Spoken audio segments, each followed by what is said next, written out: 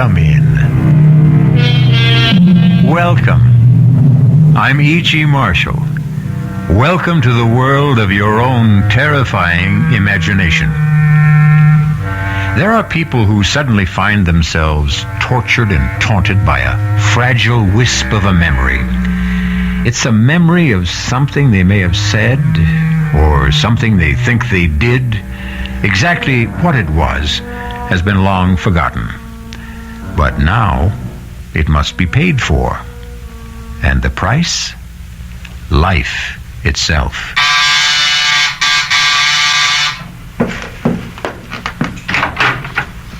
Yes? Are you Mrs. Louise Goodman? That's right. Are you sure? Why, of course I'm sure. It's just that I don't want to make a mistake. I'm Mrs. Louise Goodman. Who are you? And what is it you want? I want to keep my promise. Promise? What promise? I promised I'd kill you. Remember?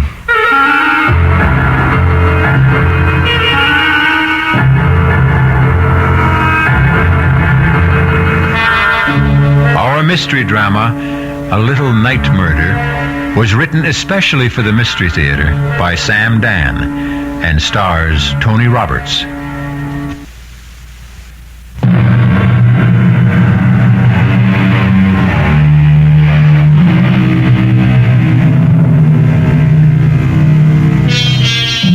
Downtown at night, the city is a deserted place.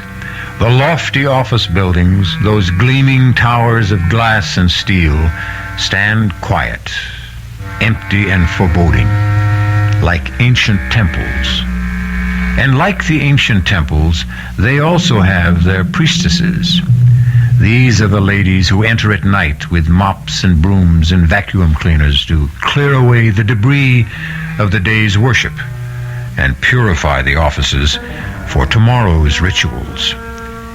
We are concerned now with one of these, a sturdy, middle-aged woman named Mary Margaret Cannon. Steady, hard-working, no nonsense. But on this Friday evening, something seems amiss. Mary Margaret is pale. She's nervous. And every now and then she stops working and just listens. Someone there? Oh.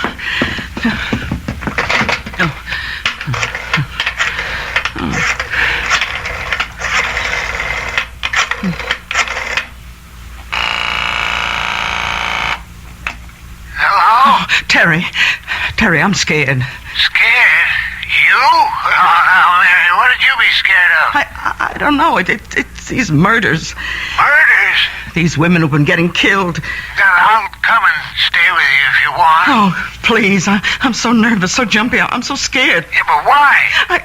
I just don't know. Terry. Yes? I hear someone coming. Are you sure? I hear someone. Terry. I'll hang up and call the police. Oh, no, don't. It's just the guard. Yeah, you see? Now, is everything okay? Oh, yeah. Look, you just forget I called and get your rest. Oh, good evening, Tom. Oh, you're not Tom. No. I'm the new man, Mrs. Cannon. Oh, well, what happened to Tom? He called in earlier today. He said he was sick. They sent me down to relieve him. How'd you know my name? Oh, Tom told me. I asked him, who's in the building tonight, and he said, just Mrs. Cannon. But what? Well, Tom doesn't know my last name any more than I know his. We're just Mary and Tom. How did you know? Why shouldn't I know your last name? You know mine. How? How would I know your last name? It's Jackson. Remember?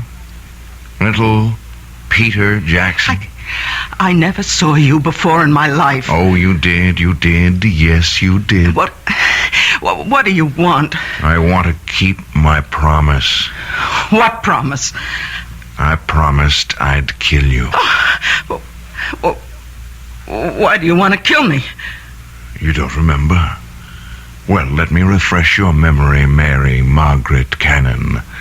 23 years ago, you lived on Baxter Street, and one morning you walked into a little grocery store. Now you remember. You have exactly 30 seconds to live. Oh, please don't kill me, please. Shouldn't you be saying your prayers? But I told the truth. If it was the truth, then God will forgive you. Pray, Mary Margaret Cannon. Pray. Oh, listen. My husband and I, we have a little money put aside. And I know exactly how you got it. You can have it, all of it. Only don't please. Pray, Mary Margaret. Jackson! Peter Jackson!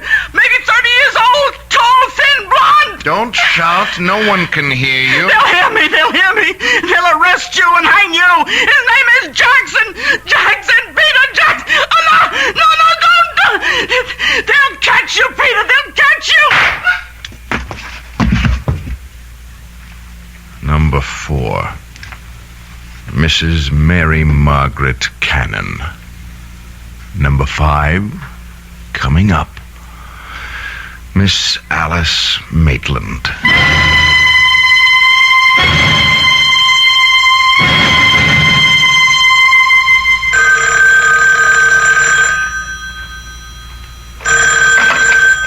Captain Blake. Yes, Commissioner. Commissioner, I understand you... Listen, if you think somebody else can run it better, then get somebody else. I agree, sir. Yes, sir. No need for any of us to blow his stack. Absolutely, sir. Yes, I'll keep you informed. Well, you got a pretty good one here. Is this your first mad killer assignment, Lou? Yeah, I guess so, Captain. Mad killers, mad bombers, mad stranglers, you name it. You get one every 10, 15 years. You can count on it. You get a rash of absolutely senseless killings. No motive, no rhyme, no reason. Should we talk to her husband again? What for? All he's going to tell us is what a great lady she was and how they neither of them ever had any enemies. Captain Blake, suppose it isn't a mad killer. 4 murders in 11 days. Number 1, Mrs. Martha Denson, shot while parking her car late at night. Number 2, Mrs. Janet Drew, shot in her backyard. Number 3, Mrs. Louise Goodman, shot in her apartment. Number 4, this cleaning lady, shot while at work. Well, could there be a connection? Did they have something in common? There's no pattern. None of them knew each other as far as we can make out, or even had anything in common. Yeah, that we know of. It's the toughest situation in our business. A mad killer. Okay, he's a mad killer. Every killer is mad. But does this one have a method to his madness? Yeah. He uses a .38 caliber revolver and shoots women. The last one, Mrs. Cannon, that's the problem. What kind of problem? Well, he's a mad killer, you say, so he wanders around, and if he gets a chance, he'll kill. He sees a woman alone in a parking lot, Mrs. Denson. He shoots her. He sees Mrs. Drew in her backyard. He shoots her. He sees Mrs. Goodman alone in her apartment. He shoots her. Okay, how do you account for Mrs. Cannon? You're dealing with a madman, Lou. You can't account for anything he does. All right, 3 women are targets of opportunity. They happened along, or he happened along, and that was it. But he went out of his way to kill Mrs. Cannon. Look, he had to slug the night watchman. He had to take the elevator up 12 stories to find her. It means he wasn't just out to kill any woman. He wanted that woman. Why? That's good thinking, Lou. And if this were almost any other kind of case... Blake. What? Oh, no. Not another one. Okay. Send her in. Did they tell you about nuts while you were getting your college degree? This one coming in sounds like a 14-carat nut to me. Captain Blake? Yes, I'm Captain Blake. This Detective Parker. How do you do? Huh? I'm Miss Maitland, Alice Maitland. I own a bookshop on 3rd Street, and... Well, it's about the murders. Do you know anything about the murders, Miss Maitland? I know who's going to be killed next. You do? Who? Me. Why do you say that? I have a premonition. I see. I know what you gentlemen must be thinking. You're convinced I'm a hysterical woman or a crank. No, but Miss Maitland, do you have any enemies? I don't know of any. Well, we know there's a homicidal maniac loose. It's true he may strike at anyone. That's not why I'm here. I know he's going to strike at me. Well, what reason would anyone have for killing you? What reason was there for killing those other women? You say your shop is on 3rd Street. I'll see that the officer on the beat keeps an eye on the place. Yes. I just thought I should tell you. That's all anyone can do, I suppose. Goodbye. Goodbye, Miss Maitland. Now, Lou, you have just conversed with an authentic member of the Nut Club. I don't know about that, Captain. She's a charter member. She belongs to the I'm the Next Victim chapter. I still say she's not a nut. Maybe not. Maybe she's just some poor little dame half scared out of her wits. Oh, she was calm. She was very calm. As a matter of fact, it's as if she knows what she's talking about.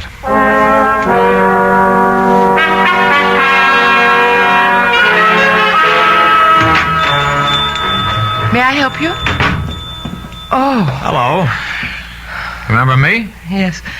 You're one of the detectives I spoke with. Yeah, Lou Parker. Tell me why you came to police headquarters with a story that, well, rationally it doesn't make sense. You said as much yourself. You felt that you had made yourself seem somewhat ridiculous. But now, well, forget all that. I'm willing to assume that your story is true, that you really are next on the list. Then you do believe me? I'm willing to accept what you say, but you have to help me. Does anyone have a motive for wanting to kill you? No. You never did or said anything that may have hurt someone? I can't remember. A disappointed boyfriend? I never really disappointed anyone that way. And yet you insist someone wants to kill you. I know it sounds ridiculous. There's a reason for feeling the way you do. If only we could uncover that reason. Excuse me, that's my phone. Hello? Hello? Hello? Hello? Miss Maitland? Yes. What is it? You seem rather pale. Oh? What happened? When I picked up the phone, there was just a click on the other end. As if someone had just hung up. Well, why should that seem to upset you? Well, because it's happened before. It has? Yes. Frequently? I mean, often enough so that it really isn't just an accident? 3, 4, perhaps 5 times a day. When did it start? Oh, I'd say about 2 weeks ago. I remember it happened 3 times the night the first of those women was murdered. Why didn't you tell us this before? I didn't think it was anything important. May I use your phone? It's back there in the office. Okay, I'll only be a moment.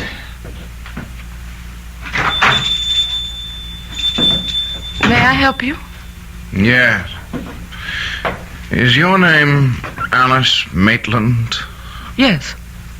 Can I do anything for you? Well, you see, I came here because I have to keep a certain promise I made.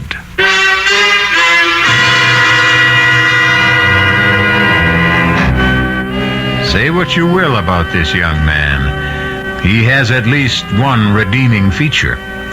His word seems to be as good as his bond. But will he be able to keep this particular promise? This problem will be our primary concern when we return shortly with Act 2.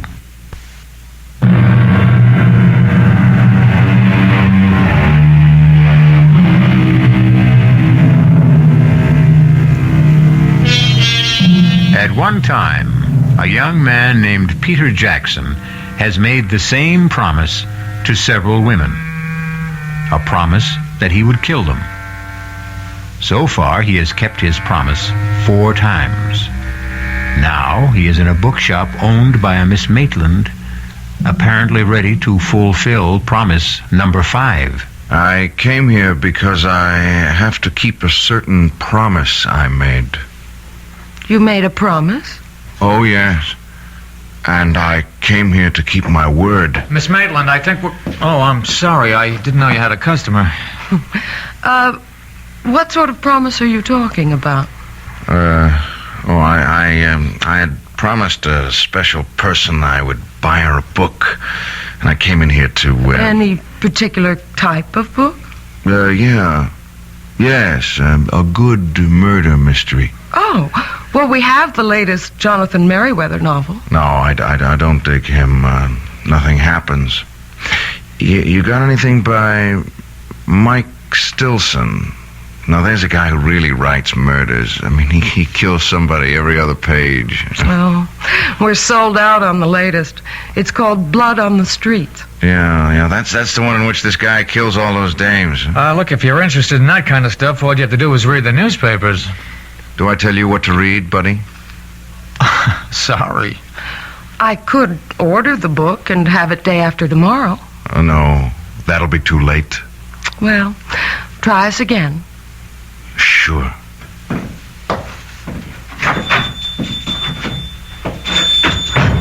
Well, there's a guy with gruesome tastes. Well, takes all kinds. Hey, you know, he's a great Mike Stilson fan, and he thinks nobody knows it. Who? My boss, Captain Blake. You're kidding. Hey, this is the very first time I've ever seen you smile. Oh, I smile a lot. It's just recently. I told Captain Blake about the calls. And? Well, you never know. He just grunted and said, I'll stay with it. What time do you close? Just about now. I'll take you home. I live in this building, 2 flights up. Well, how about some dinner? Oh, you don't have to. You asked for police protection. Is that the reason? Line of duty? Well, yes and no. I'd like to. Except that, well, it's the end of the month and I'm swamped with paperwork. Well, this neighborhood seems safe enough. It's busy. And that diner across the street stays open all night. Look, keep this card handy at all times. It's got a special phone number. Now use it. Anytime you're disturbed by anything at all, no matter how slight or trivial, don't feel embarrassed. Just get on the phone.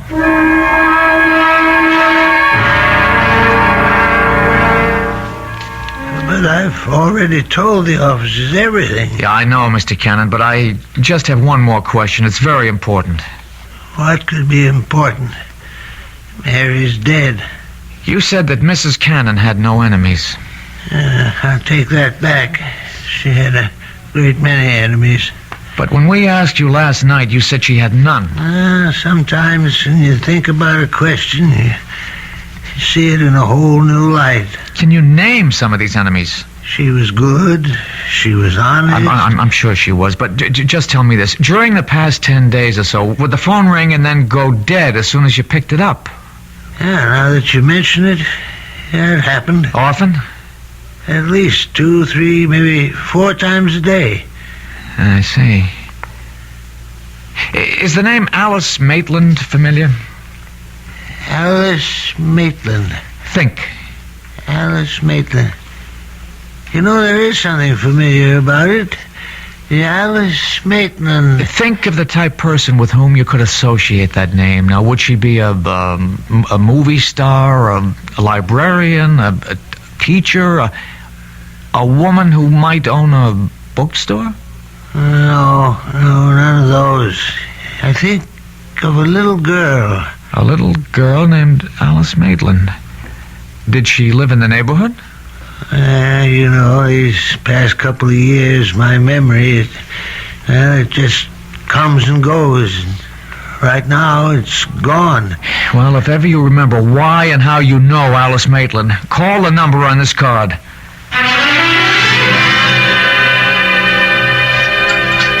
I'll have another cup of coffee, please.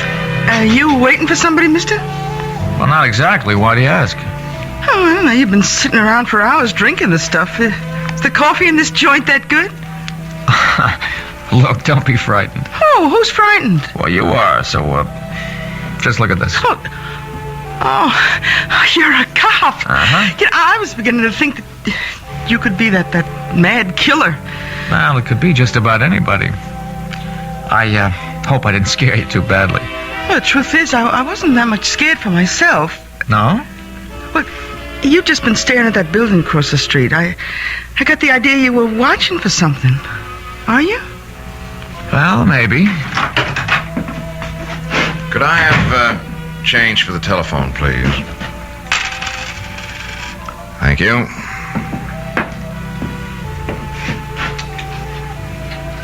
Now, where have I seen him before? What did you say? Nothing. Just talking to myself. You do that a lot, don't you? Do what? Talk to yourself. Well, that was a short call. She wasn't home. Oh, it's too bad. Did you find the book? What book? The one by Mike Stilson. Oh. No. Well, keep looking. You know the best way to stop talking to yourself? No. Get married. The light went on in her room. What's that?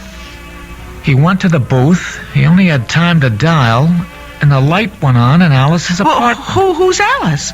It could be a coincidence. Wait a minute.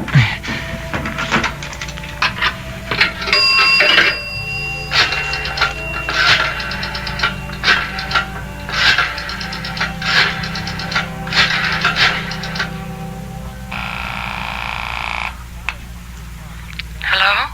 Alice, it's Lou Parker. Did I wake you? No. I'm up. Did your phone ring just a minute ago?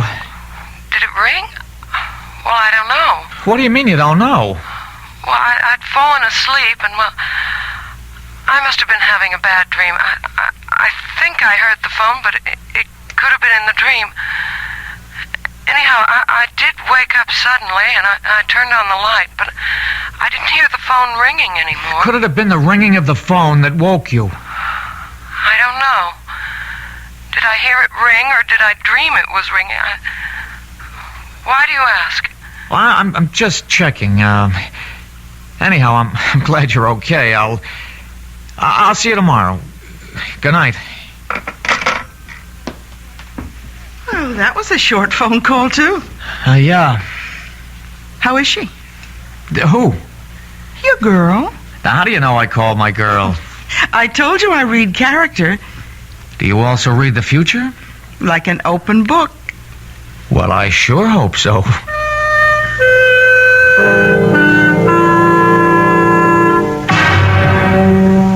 Captain, we got ourselves the killer. Oh, how can he be sure of your guy? I saw him in the bookshop. Does that make him a suspect? Maybe he likes to read. Then again in the diner. He may have been hungry. He didn't eat. He just went into the phone booth. He didn't even make a call. He was in there just long enough to let the number ring, and then he was out. So?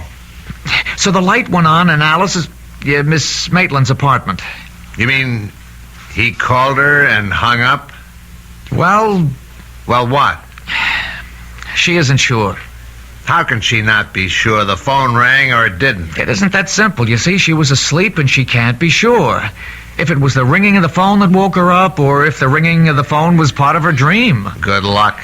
Look, Captain Blake, there's something about this guy. He's young, about 30-ish, thin, blonde, a very hard line to his mouth. Lou, I think you better report in for general duty. This case is getting to you. Look, Captain, please. It's no reflection. It's even to your credit. It shows you care about people. Captain, let me have one more day. All right, Lou. 24 hours.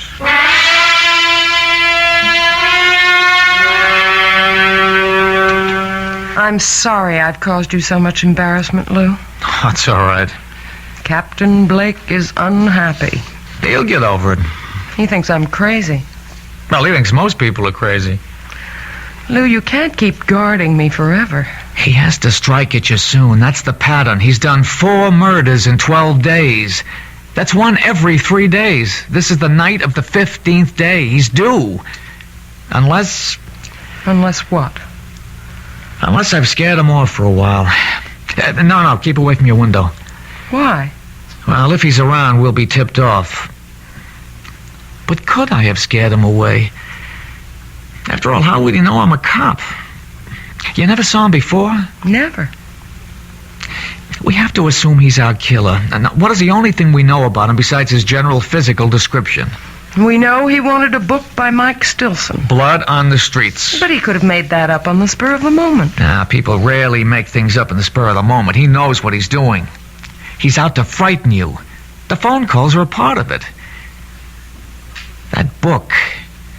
There's something in it that would cause you to be frightened. But what?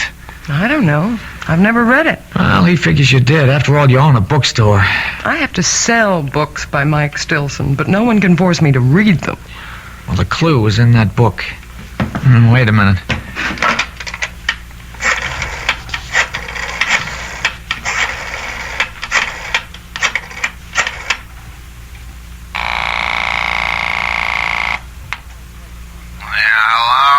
Captain Blake, it's Lou Parker. Do you know it's 2 a.m? Yes, sir, but I'm calling on the line of duty. You live dangerously, Lou.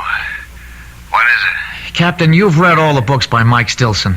What? Don't deny it, sir. It's a known fact throughout the department. You mean you woke me up at 2 a.m. just to ask? Line of duty, sir. If I read those books, it's only because I get a good laugh at how unrealistic they are. Captain, what's the story of Blood on the Streets? Lou, I hope your patrolman's uniform still fits. I'll be able to prove this is the line of duty. Yeah, Alice, pick up in your extension. Well, in a nutshell, a bunch of spoiled, rotten rich kids are kind of high. They're joyriding in this sports car, and they run down and kill this harmless old gent. The harmless old gent has a son. The son comes back from Vietnam. He swears he'll have revenge, so he shoots the joyriders one by one. That's it? That's it. And it better be line of duty. Well, Alice? No. I was never involved in anything like that. Does it remind you of something that might be similar? No. But it has to. Think. I hope you don't mind if I answer your phone. Hello? Detective? Yes. He's here. You know, Blondie. He's sitting at the counter. He's having a ham sandwich and a glass of milk. Thanks. Look, he can't see me, but I can see him. Oh, he's headed for the phone booth. Oh, good work. We better hang up. What is it, Lou? Well, right here and now, we're going to find out. If that telephone should ring...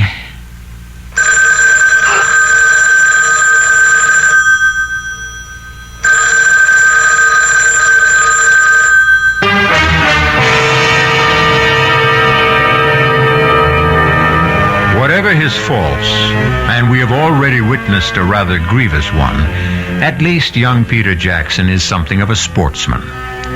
In his own way, he warns his intended victims. He even tries to give them clues. This time, has he given one too many? We'll be back shortly with Act 3.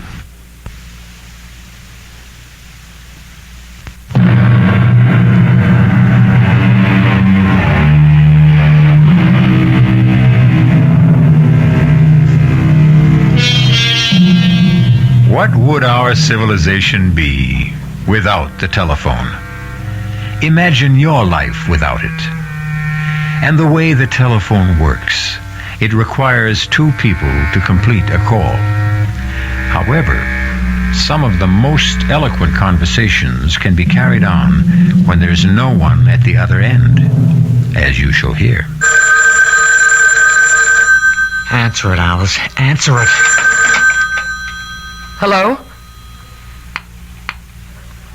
He hung up. Now I've got him. Where are you going? You stay here.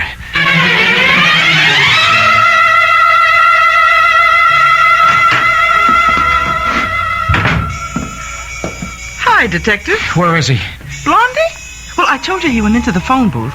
He didn't stay in there more than a couple of seconds, and then he ran out of here. Did you see which way he went? He didn't even pay his check. Which way did he go? Look, you got nothing to worry about. You'll get him. What are you saying? He ran into a cab that's usually parked outside. All right, could you describe I don't have to describe. I know. Look, all I want is I know the cab driver. He's a school teacher for days, and he moonlights. His name is Vic Wilson. Does he have a radio? They all have radios. How could he make a living? What's the company? Oh, what a great witness I make. Jefferson.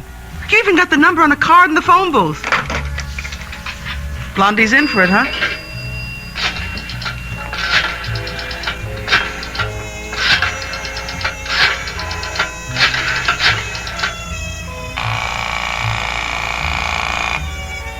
Jefferson Cabs. This is a police call. You have a driver, Vic Wilson. He's on a job right now. The minute he checks in, have him report back to the diner at 3rd Street, to Detective Parker.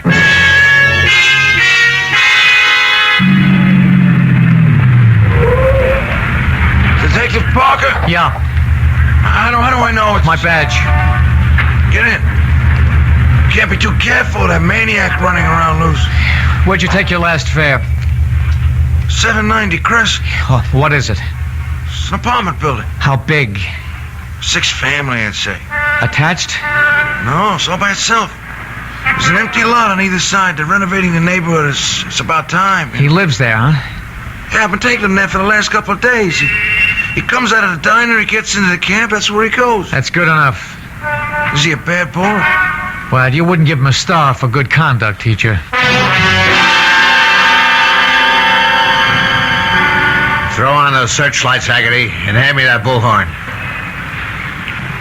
We know who you are, and we know you're in there. We'll give you exactly 60 seconds to come out. Walk out the front door with your hands in the air.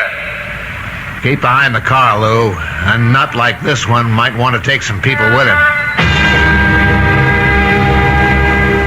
You've had your minute. Come out, or we'll come in. All right, let's get in there fast. Open up, police! All right, stand to the side of the door, Lou. Cover me.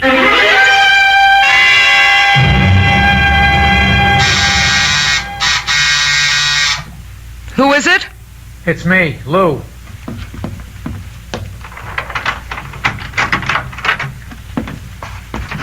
Lou, what happened?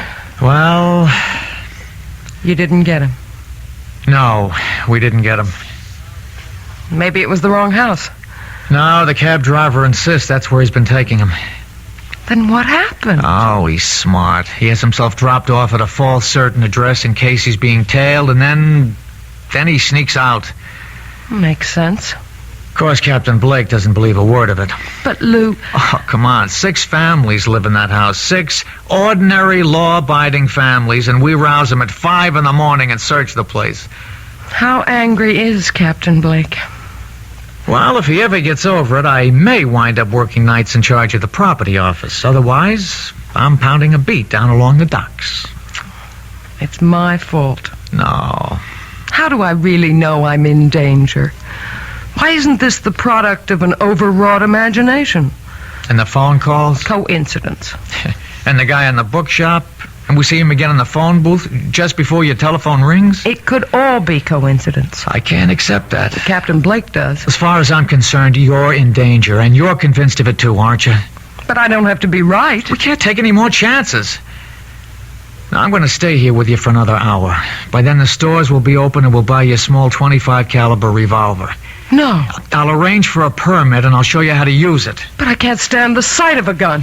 Alice, if a man is determined to kill you, all the advantages are on his side. We have to reduce the odds. I couldn't own a gun. I couldn't use one even if it meant saving my life. Now, Alice, I don't want to say that sounds silly, but... Lou, I don't think I can ever forget. Forget what? Well, I was standing right next to a man once who was killed by a gun. When? Oh, years ago.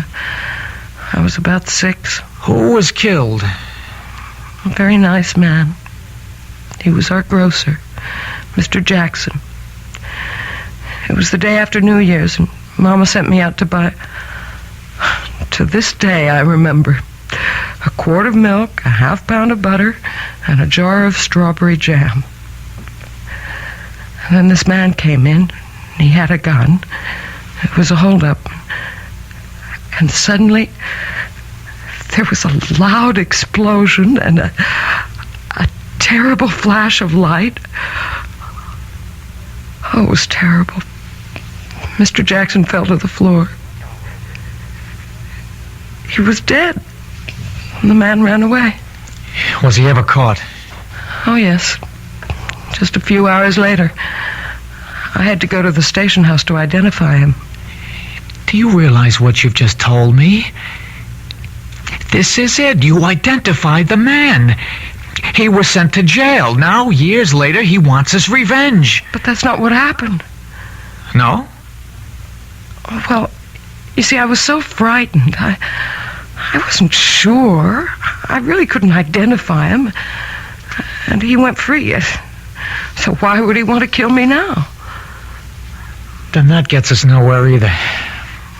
The others couldn't identify him either. The others? Yes.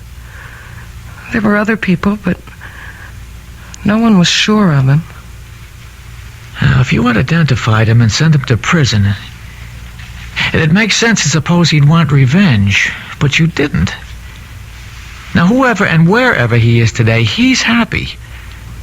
But the fact that you failed to identify him could have made someone else unhappy. What do you mean? Oh, the book, Blood on the Streets. It's about a man who killed people who did his father an injury. Did this grocer have a son? I think so. I think a little boy used to play in the store. Oh, but it's so long ago. Who could that be? I'll take it. Hello? Mr. Parker, it's Terry Cannon. Remember me? Yes, Mr. Cannon. They said I could reach you at this number. Anyhow, it came to me. What came to you? Well, I was trying to puzzle out why the name Alice Maitland was so familiar. Well, sir, about 23 years ago, Mary Margaret was in a grocery store, and a man was killed in a holdup. I took her down to the station house to identify the gunman. And could she? Well, no, sir, she really couldn't be sure. Anyhow, another one of the witnesses was a little girl. Her name was Alice Maitland, and I remember her because she was the most terrified little thing I'd ever seen in my life. Thank you. Thank you, Mr. Cannon. I've got you. Finally, I've got you all tied together. Who? You and those women who were killed all come together in a little grocery store some 23 years ago. Finally, now we know who we're looking for. I'd like to see the look on Captain Blake's face when I tell him You this. won't live to see that look, friend. Lou! I know you got a gun in the shoulder holster. Just lay the phone down. Slow. Easy. Now, raise the hands. Slow. Easy. That's fine. Just keep them there. I guess your name is Jackson. Peter Jackson, Jr. You figured it out. So I figured I'd have to come back and get both of you. Hands stay up. Well, it's too late, Peter. We know about you. Yeah, you know about me, but the other cops don't. See, I was in the house across the street when you staged the raid. I thought I'd die laughing. I learned never to get dropped off where I live. That way you don't get surprised. You won't get away with it. Oh, I'll get away with it. She's the last one. I'm sorry about you, but I'll walk out of here. And who'll know it was me? But why her? She was just a kid. She lied. But I didn't know. I really didn't know. Yeah, that's what they all said, but they were lying. They were bought off.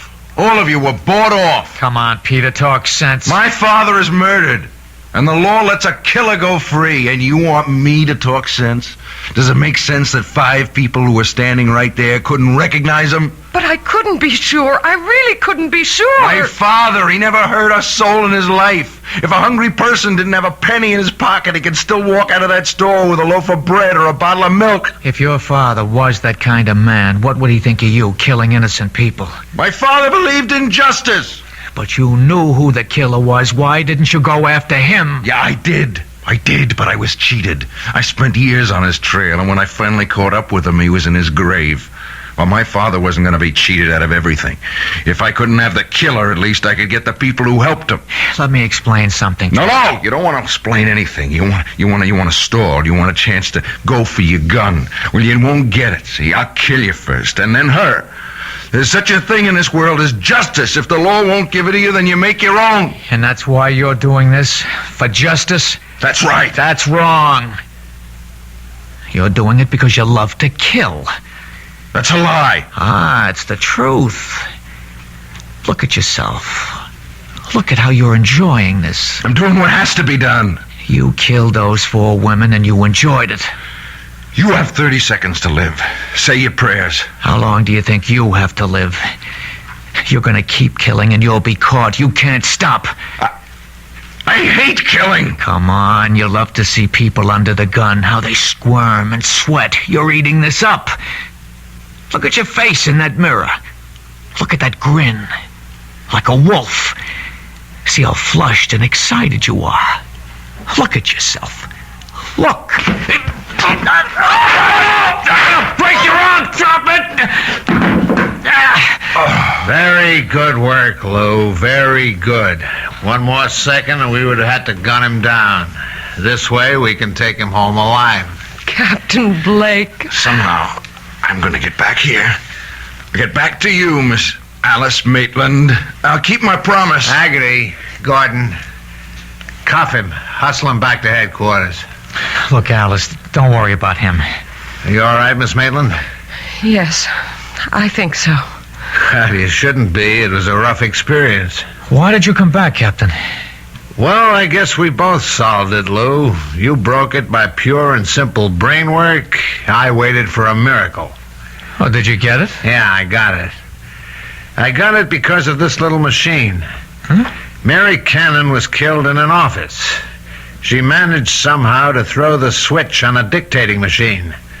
A secretary came into work this morning, and she heard Peter Jackson, and she didn't stop running till she got to my desk. Listen. His name is Jackson. Peter Jackson. They'll catch you, Peter. They'll catch you. Number 4, Mrs. Mary Margaret Cannon.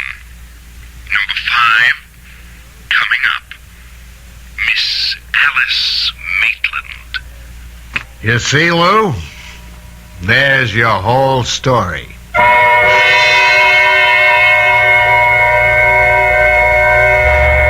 Of course, that isn't our whole story.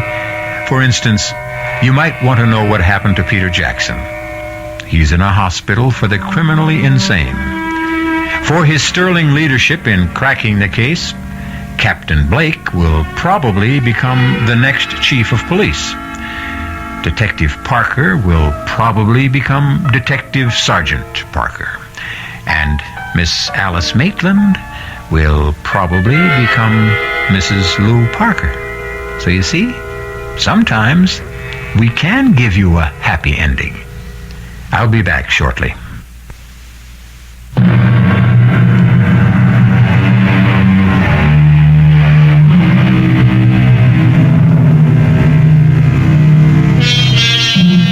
The story you have just heard was concerned with the most precious concept the human race has ever created: justice. And when you think of Peter Jackson, perhaps he proves the point made by a great poet.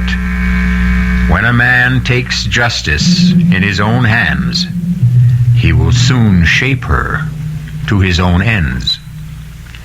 Our cast included Tony Roberts, Susan Grossman, Jack Grimes, Bryna Raeburn, and Robert Dryden. The entire production was under the direction of Hyman Brown. This is E.G. Marshall inviting you to return to our Mystery Theater for another adventure in the macabre.